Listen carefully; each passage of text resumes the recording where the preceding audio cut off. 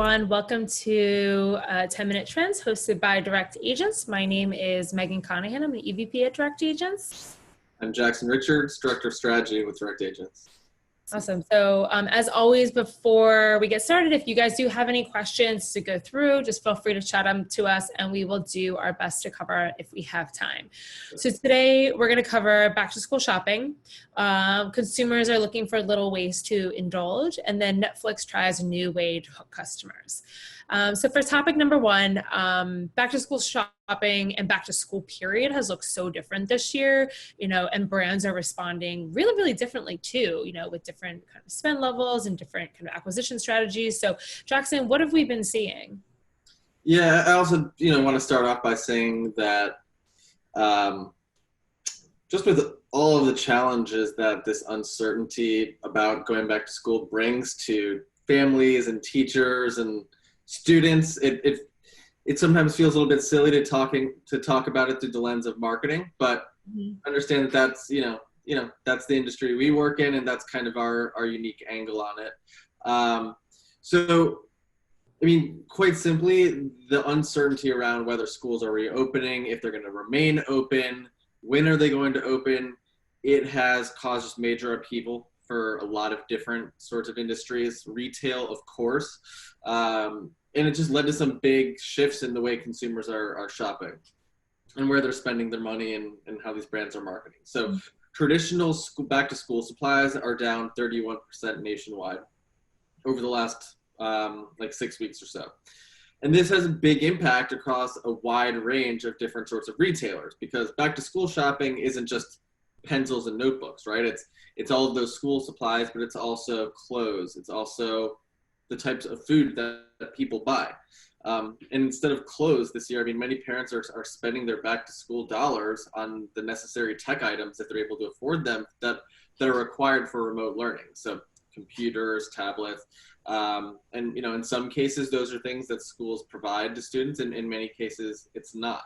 And as a result of that, we're seeing many retailers, most in fact, are cutting back on their advertising year over year. So ad spending is down 31% over that same period. So it actually quite closely mirrors the dip in retail spending for back to school. But it is important to note that still for these retailers, the spending is back up considerably from where it was a few months ago. So a few months ago, we were saying that ad spend was down about 60%. Now it's down about 30% year over year. But still, it's remarkable how big of a drop off from like the usual back to school season we would see.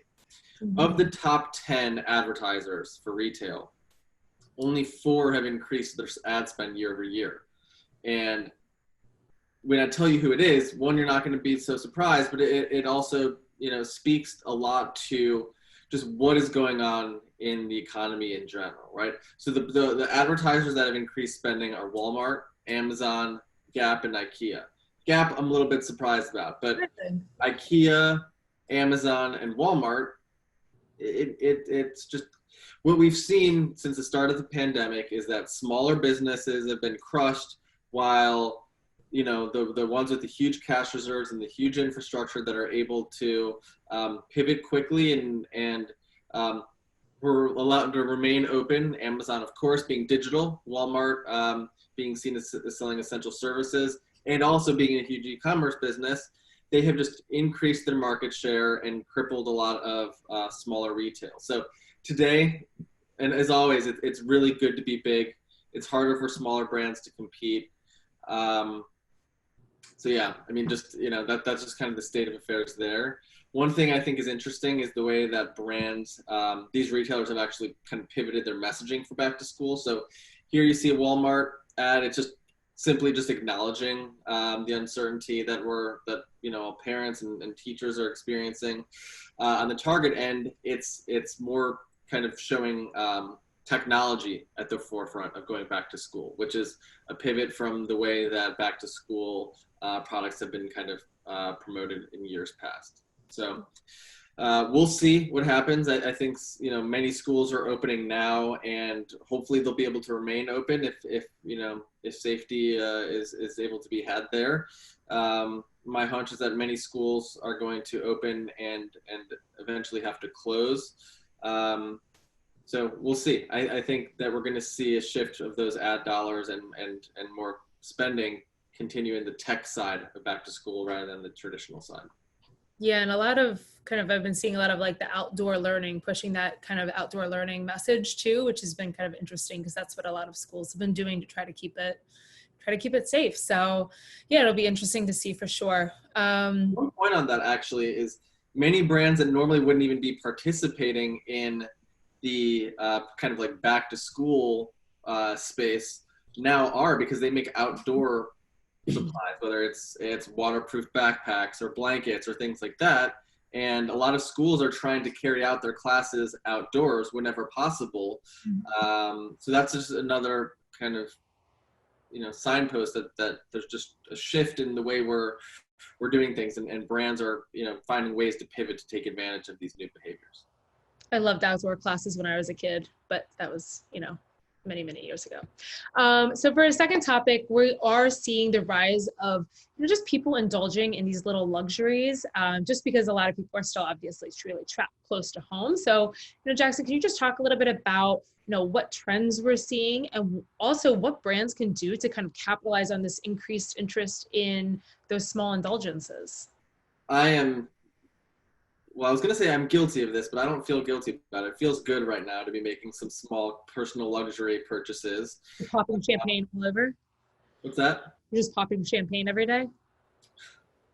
Something like that. So as people are anxious and spending more time at home, definitely less time outside. Hopefully more time outside than we were in March and April, but still less than a normal summer. And definitely less time traveling. People have sought the distractions of smaller personal luxury items that these indulgences can provide. So sushi, champagne, these sorts of things are up. Wine is up 25%. We saw that Americans who visited dine-in restaurants over the last 12 months have been 15% more likely to buy cheese platters and artisanal bread. So it's like kind of replacing some of these small luxuries for other ones.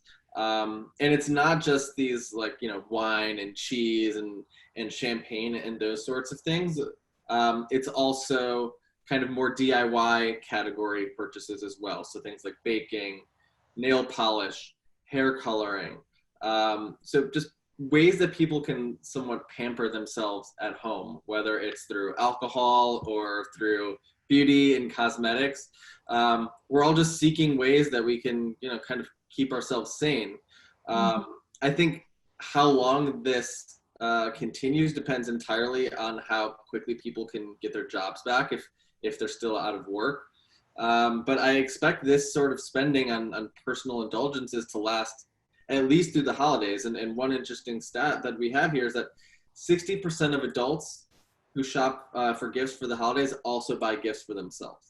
And I expect this year to be no different. Maybe the size of those purchases, for yourself will be a little bit smaller in years past, as money is tight for many Americans and people around the world. But for now, I think if you're a brand that can position your products in a way of a possible distraction or a small personal luxury, there is business to be had right there, even though Americans are still, many are out of work or at least bringing in less income than in years past.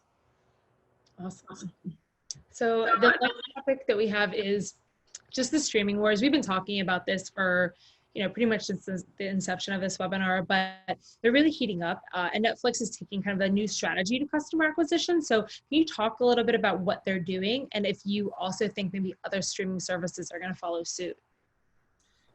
Yeah, so over the last year, Netflix has faced incredibly increasing competition from streaming newcomers like Disney and HBO, and then on the free side, Peacock and Hulu and others. It's getting harder and harder to acquire customers, specifically in the subscription, paid subscription side of it.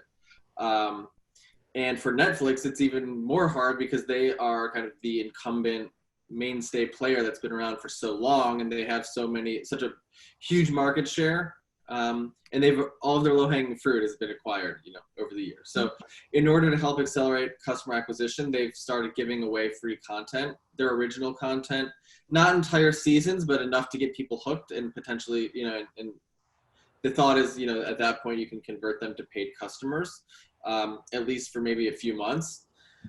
In the past, they've done some like free previews, but that's it. I don't know if how like enduring this strategy will be. I think they'll have to look at the success of it. But I think, it just speaks to how competitive this space is. Even though people are spending so many more hours this year with everything that's going on streaming. I mean, I think we saw that streaming hours were up like 20 or 30% or something when we last looked a couple months ago.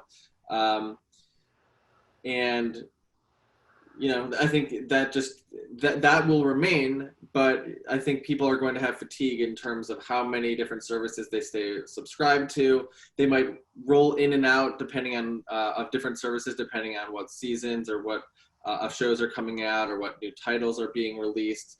But it just shows, what great lengths that Netflix has to go to like continue their growth in a market where they've already captured such a huge percentage of share. Mm-hmm.